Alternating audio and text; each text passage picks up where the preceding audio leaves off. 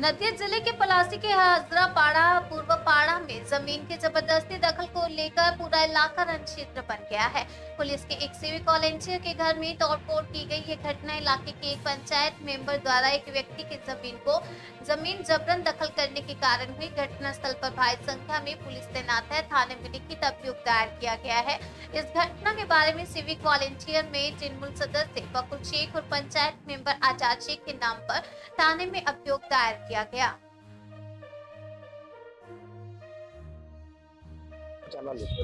অভিযোগ জানালাম বলতে আমার পারিবারিক একটু সমস্যা, সেই সমস্যাকে কেন্দ্র করে হঠাৎই আজকে আমি বাড়িতে ফোনে কথা বলছিলাম, এমন সময় হঠাৎ করে আমার আওয়াজ আসে ফোনে যে মেরে ফেললো এরকম করছে।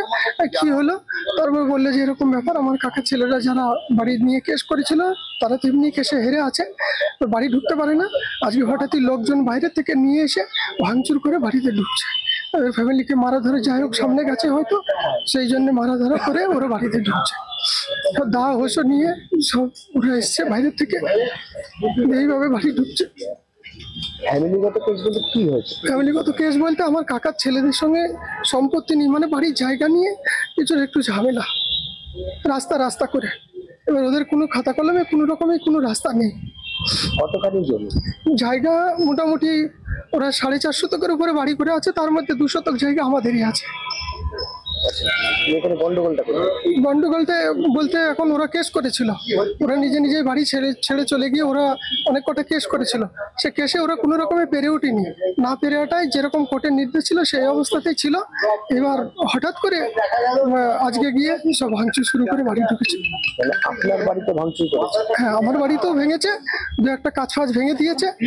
আর মানে যেহেতু গেছিল সব আটকাতে গিয়েছিল, আর বাকি সব ওই যেগুলো সব বেড়া দেওয়া ছিল কোর্টের সব নির্দেশে সেগুলো সব ভাঙচুর করে ওরা বাড়িতে ঢুকেছে। এই যে ঘটনাটা ঘটেছে তখন কাউকে মারধর করেছে? হ্যাঁ, মারধর করেছে, আমার ফ্যামিলিকে ধাক্কাধাক্কি করে ফেলে টেলে দিয়েছে। হ্যাঁ, মেয়ে মানুষকে ফেলে টেলে দিয়েছে।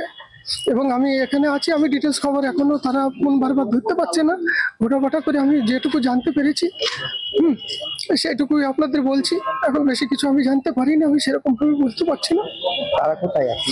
তারা যারা ভাঙচুর করেছে, মারধর করেছে, তারা বাইরে থেকে যারা এসেছিল তারা অলরেডি ভাঙচুর করে সব ওদেরকে বাড়িতে ঢুকিয়ে দিয়ে তারা সব চলে গেছে।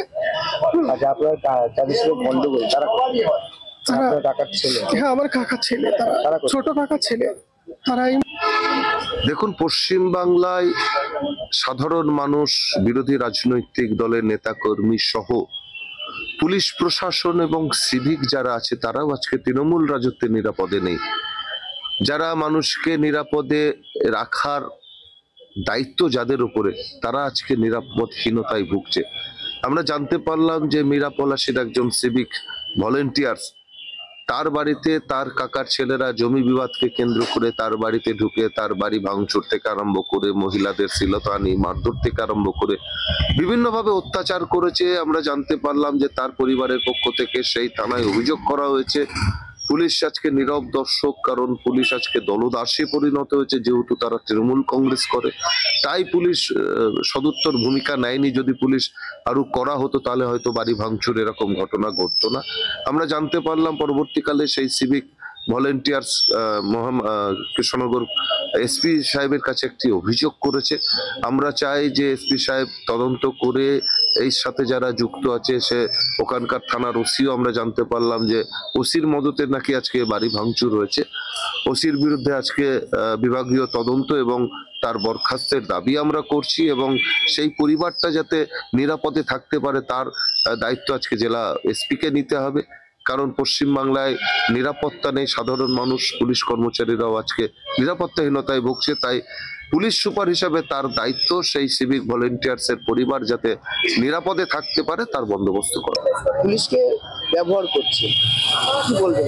দেখুন, যেটুকু জানতে পারা যাচ্ছে যে এটা সম্পূর্ণ পারিবারিক ব্যাপার, এবং এই নিয়ে তারা মামলা মোকদ্দমা করেছেন এবং সেটা কোর্টে পেন্ডিংও আছে। এবং এ ব্যাপারে তৃণমূল কোনোভাবে জড়িত নয়। তার বদলি কোথায় হলো না হলো এটা তৃণমূল বদলি করে না, এটা ডিপার্টমেন্টাল হেড আছে যারা, তারা এই সমস্তগুলো করে থাকেন। এগুলো যথারীতি যে আইন মেনেই হয়। তো এখানে তৃণমূলের কোনো প্রশ্নই নেই, তৃণমূলের কোনো বক্তব্য।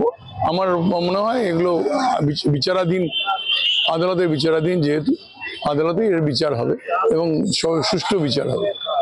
এখানে তৃণমূল কোনোভাবে জড়িত নয়, আমি আবারও বলছি।